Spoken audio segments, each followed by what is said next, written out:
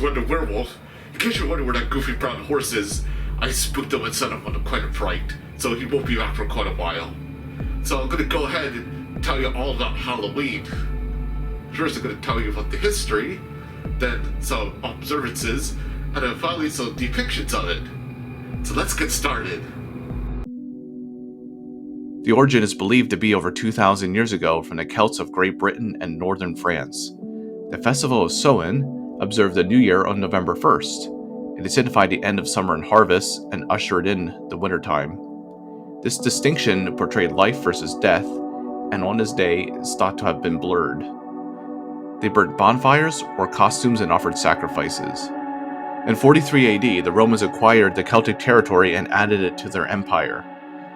The two Roman holidays, Furry and Pomona, were combined with the Celtic festival of Samhain. Furry was a day in late October and observed the deceased.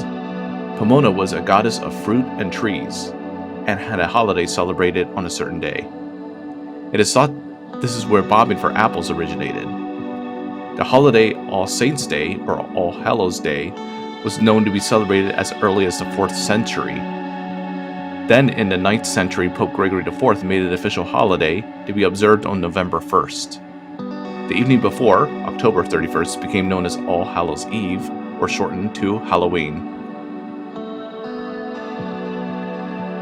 Trick-or-treat is a common activity, especially amongst children, who dress up in costumes and go from house to house collecting candy. There's historical documentation of the practice as early as the 16th century in Scotland. Youth in disguises went from house to house. If the residents gave them food, they would receive good luck, but if they refused, they would get misfortune. The term trick-or-treat is thought to have originated in central Canada and quickly spread elsewhere and into the United States by the 1940s. Give food or be subjected to practical jokes. Eventually, the food became primarily candy. Unfortunately, sometimes the practical jokes go a little too far, where there's vandalism of throwing eggs and toilet paper at houses. Trunk or treat is a similar activity, except that it occurs in a parking lot where the cars are decorated for Halloween. In addition to trick or treat, there are parties and other get-togethers.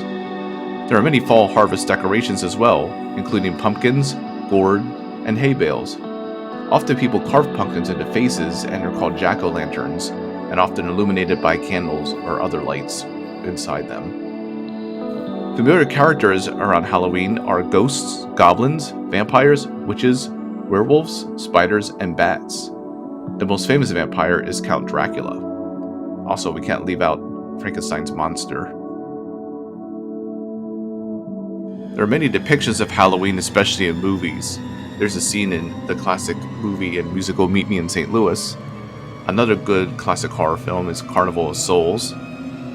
More commonly known ones are Hocus Pocus, Paranormal Activity, Halloween, Nightmare on Elm Street, Friday the 13th, The Exorcist, and The Shining. Well, what did you think? You learned some new facts? Go ahead and like, comment, subscribe. This is not Stalkaz. See ya!